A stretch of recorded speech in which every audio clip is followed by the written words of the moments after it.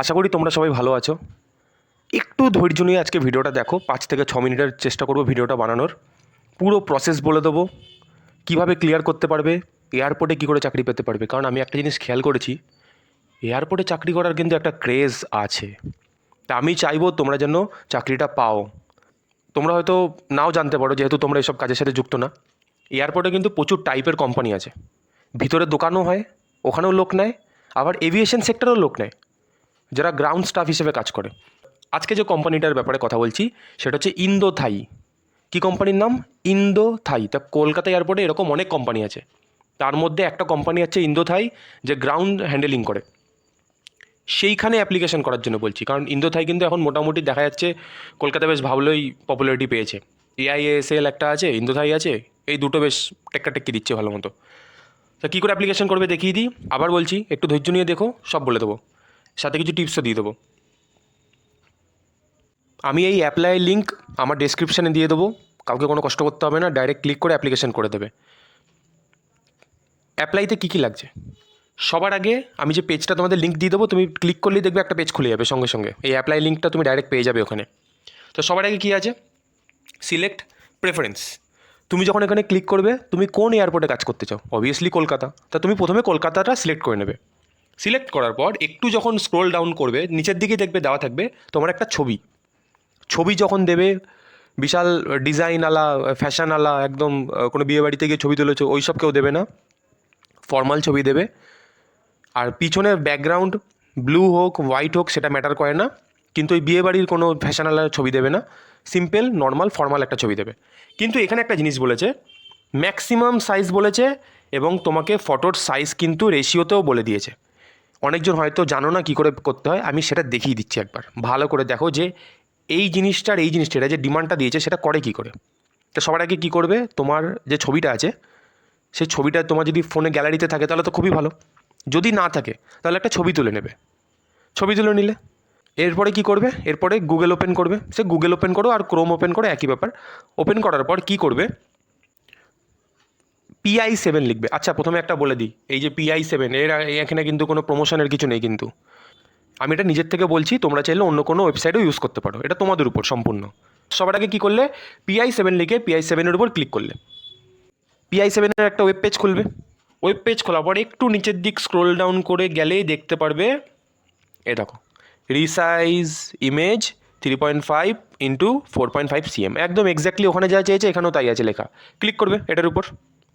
Click করার পর এরকম একটা পেজ ওপেন হবে, এখানে একদম ক্লিয়ারভাবে দেখো এটা সিলেক্ট ইমেজ। তুমি চাইলে এই সিলেক্ট ইমেজের উপর ক্লিক করে, এখানে ক্লিক করে তুমি চাইলে ছবিও তুলতে পারো ডাইরেক্ট, বা তুমি গ্যালারিতে যে ছবিটা তুলে অলরেডি রেখেছো সেটাও তুমি সিলেক্ট করতে পারো, যেটা খুশি করতে পারো। তা ছবিটা সিলেক্ট করলে, যদি কিছু ক্রপ করার হয় ক্রপ করে নেবে। এরপর একটু নিচের দিক গেলে এটা যেরকম আছে এরকম থাকবে, এখানে কোনো রকম চেঞ্জেস হবে না। এইখানে একটা রাইট দেবে, এইখানটা, এখানে কিন্তু রাইট থাকবে না, ব্ল্যাঙ্ক থাকবে পুরো। তুমি একটা রাইট দেবে, রাইট দিলে দেখবে রিসাইজ অপশান খুলে যাবে। এরকম একটা রিসাইজ অপশান খুলবে, রিসাইজের এখানে লিখবে 200। কেন? কারণ ওখানে বলেছিল ম্যাক্সিমাম সাইজ 250 হওয়া দরকার, তো তুমি এখানে লিখবে 200। এবার তোমার ইচ্ছা, তুমি জেপিজিও চুজ করতে পারো, তুমি জেপিইজিও চুজ করতে পারো, যেটা খুশি তোমার মন চায়। করার পর একটু নিচের দিক গেলেই ব্যাস রিসাইজ ইমেজ ক্লিক করবা, একটা ফাইল নেম দেবে, ডাউনলোড করবে, ডাউনলোড হয়ে গেল। হয়ে যাওয়ার পর আবার কি করবে, একদম যেখানে ছিলে আগে অ্যাপ্লাই অপশান, ওই অ্যাপ্লাইয়ের ওখানে চলে যাবে। অ্যাপ্লাইয়ের ওখানে চলে আসলাম। চলে আসার পর এইখানে এই দেখো প্লাস চিহ্ন আছে, এই প্লাস চিহ্ন ক্লিক করব, ছবিটা সিলেক্ট করে নেবো, যে ছবিটা আমি এতক্ষণ কষ্ট করে PI7-এ বসে বানালাম সেটা সিলেক্ট করে নেবো। সিলেক্ট করার পর এখানে ছবিটা চলে আসবে, এখানে ছবিটা চেক করে নেবে যেন ক্লিয়ার বোঝা যায় একদম সব কিছু। এরপরে একটু নিচের দিক স্ক্রোল ডাউন করবে, এখানে নাম লিখবে, নামের বানান যেন ঠিক হয়। আবার বলছি, নামের বানান যেন ঠিক হয়, আধার কার্ড আইডি কার্ডে যেরকম নামের বানান আছে সেরকম লিখবে। ইমেল লিখবে, ইমেলে কিন্তু ওরা কন্ট্যাক্ট করে, ফোনও করে, ফোনটাই বেশি করবে। ইমেলে ওরা কন্ট্যাক্ট করবে, আবার তোমাকে ফোনও করবে, যে ফোন করে ডাকবে ইন্টারভিউর জন্য, এটা কিন্তু ঠিক দেবে। ফোন নাম্বার দেবে, ফোন নাম্বার একদম এক্স্যাক্টলি। এখানে কিন্তু ভেরিফাই মানে হচ্ছে তোমাকে একটা OTP দিয়ে ভেরিফাই করতে হবে। এখানে ডেট অফ বার্থ তুমি দিয়ে দিলে। তোমার কাছে যদি পাসপোর্ট থাকে তাহলে দেবে, এখানে স্টার মার্ক দেওয়া আছে, আমি বুঝতে পারছি অনেকজন বলবে হয়তো পাসপোর্ট ম্যান্ডেটরি বলছে এখানে, যদি থাকে তাহলে দেবে। না হলে পাসপোর্ট নাম্বার দেওয়ার দরকার নেই। পাসপোর্ট এখানে চেয়েছে বলে যে দিতেই হবে এরকম কিছু নেই, পাসপোর্ট নাম্বার না দিলেও হয়, দিলে ভালো হয়, কারণ এয়ারপোর্ট তো, এয়ারপোর্টের জায়গায় পাসপোর্টটা দিলে ওদের ভেরিফিকেশানে মানে জয়েনিং করাতে খুব তাড়াতাড়ি সুবিধা হয়ে যায়। ওদের পুলিশ ভেরিফিকেশানটা পরে করালেও হয়, জয়েনিংয়ের পরে করালেও হয়, এটাই মেন। এরপরে আসলো যেটা সব থেকে মেন জিনিস, সিভি। প্রত্যেকটা ভিডিওতে যখনই কোথাও সিভি আপলোডের কথা বলে আমি কিন্তু বারবার বলি, যখনই সিভি আপলোড করবে তখন যেন ওটা প্রফেশনাল সিভি হয়। এখনকার টাইমে এটিএস ট্র্যাকার দিয়ে ওটা ট্র্যাকিং হয়, এটিএস ফ্রেন্ডলি সিভি হতে হয়। কেউ যদি প্রফেশনাল এটিএস ফ্রেন্ডলি সিভি যদি ক্রিয়েট না করতে পারো, আমাকে কমেন্টে মেনশন করবে যে হ্যাঁ আমি পারছি না, একটুখানি হেল্প করে দাও, বুঝতে পারছি না, তাহলে আমি বলে দেবো কী করে করতে পারবে। তাও আমি একবার এখানে বলে দিচ্ছি, এই সিভি যদি ক্রিয়েট করতে চাও তাহলে তুমি কিছু অ্যাপ ইউজ করতে পারো। গুগল সাইটে অনেক আছে এরকম পোর্টাল যেখানে তুমি প্রফেশনাল সিভি ক্রিয়েট করতে পারবে, অসুবিধা হবে না কোনো রকম। তারপরও না পারলে তুমি আমাকে কন্ট্যাক্ট করতে পারো। কন্ট্যাক্ট মানে হচ্ছে কমেন্টে আমাকে লিখতে পারো, আমি রিপ্লাই দিয়ে দেবো।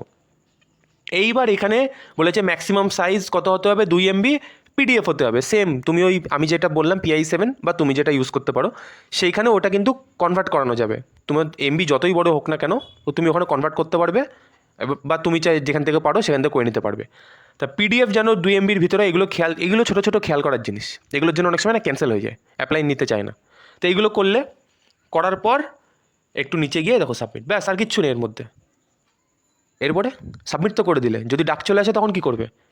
এইখানে আমি খুব একটা গুরুত্বপূর্ণ জিনিস বলবো, যারা এত অবধি লাস্ট অবধি সত্যিকারের ধৈর্য নিয়ে দেখে এসছো, এটা তাদের জন্যে বেনিফিট কাজে দেবে। আমি নিজে এয়ারপোর্টে কাজ করেছি, এয়ার ইন্ডিয়ায় কাজ করেছি, আমার পার্সোনাল ডিটেলস আমি এখানে বললাম যাতে তোমরা একটু হলেও ট্রাস্ট করতে পারো। আমি নিজে এয়ার ইন্ডিয়ায় কাজ করেছি, আমার নিজের অভিজ্ঞতায় তোমাকে বলছি, এয়ারপোর্টে তুমি যদি ইন্টারভিউতে যাও, তুমি যে পজিশনেই যাও, তুমি হ্যান্ডিম্যানে যাও, তুমি কাস্টমার এক্সিকিউটিভে যাও, তুমি যেরকম পজিশনে যাও না কেন, আমার তরফ থেকে সবসময় বলবো হিন্দি আর ইংলিশ একটুখানি অন্তত ইন্টারভিউর জন্য স্ট্রং করে নিও। যখন ইন্টারভিউ দেবে বাংলায় দেবে না কেন?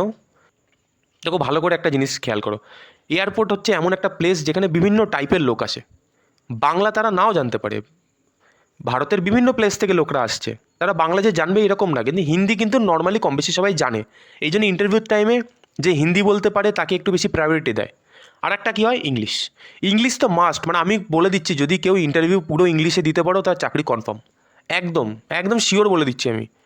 কারণ 10খানা যদি বাঙালি যায় তার মধ্যে 2 থেকে 3জনও বাদ দিলাম আমি, 2জন থাকবে যে হচ্ছে ইংলিশে ইন্টারভিউ দেবে, বাদবাকি সবাই হিন্দিতেই দেবে। তাই ইংলিশে অন্তত ইন্টারভিউটা যেন ক্লিয়ার হয়ে যায়। বাড়িতে প্র্যাকটিস করবে, আয়নার সামনে দাঁড়িয়ে প্র্যাকটিস করো, বিশাল কোথাও কিছু একটা মানে বিশাল কিছু একটা জিজ্ঞেস করবে না, নর্মালি জিনিস জিজ্ঞেস করে যে কী কাজ হয় বলো একটুখানি, তুমি কি করে সামলাবে, তুমি কি পারবে কাজটা, এরকম নর্মাল জিনিস। যত পজিশন হাই হবে তত কোশ্চেন লেভেল বাড়বে। তা তোমরা তো নিশ্চয়ই বিশাল একটা হাই পজিশনে যাচ্ছ না, না হলে সিএসিতে যাবে, না হলে হ্যান্ডিম্যানে যাবে। তো এইখানে বিশাল একটা কিছু কোশ্চেন অ্যান্সার করবে না তোমাকে। হ্যান্ডিম্যানদের তো আরও কম করবে, ওদের তো জাস্ট নর্মালি জিজ্ঞেস করবে কী নাম, কোথার থেকে এসছো, তুমি কি পড়াশোনা করেছো, একটু ইংলিশে বলো। আর জিজ্ঞেস করতে পারে তুমি কি কাজটা পারবে করতে, কী মনে হচ্ছে তোমার, তুমি মাঝপথে ছেড়ে দেবে না তো। এই নর্মাল জিনিস, একদম নর্মাল। অ্যাপ্লাই করে নাও, ইন্দুথাইতে কিন্তু অলরেডি রিক্রুটমেন্ট চলছে, ওখানে অ্যাপ্লিকেশন করে রাখো। কারো যদি পাসপোর্ট না থাকে পাসপোর্টও বের করে রাখতে পারো। এয়ারপোর্টে ওই একটা জিনিস পাসপোর্ট থাকলে তোমাকে খুব তাড়াতাড়ি ইন্টারভিউ করিয়ে ওরা জয়েনিং করিয়ে নিতে পারে। পরে গিয়ে পুলিশ ভেরিফিকেশন করে, আগের থেকে ম্যান্ডেটরি লাগে না। আজকের জন্য এইটুকুনি ছিল, অ্যাপ্লাই অবশ্যই করে নাও, আমি ডেসক্রিপশানে লিঙ্ক দিয়ে দিচ্ছি। আর কেউ যদি এরকম টাইপের যদি আপডেট পেতে চাও গভর্নমেন্ট জবস, প্রাইভেট জবস এবং হাইলাইটেড টপিকের উপর, তাহলে কিন্তু অবশ্যই সাবস্ক্রাইব করে নেবে। দেখা হবে নেক্সট কোন আপডেট নিয়ে।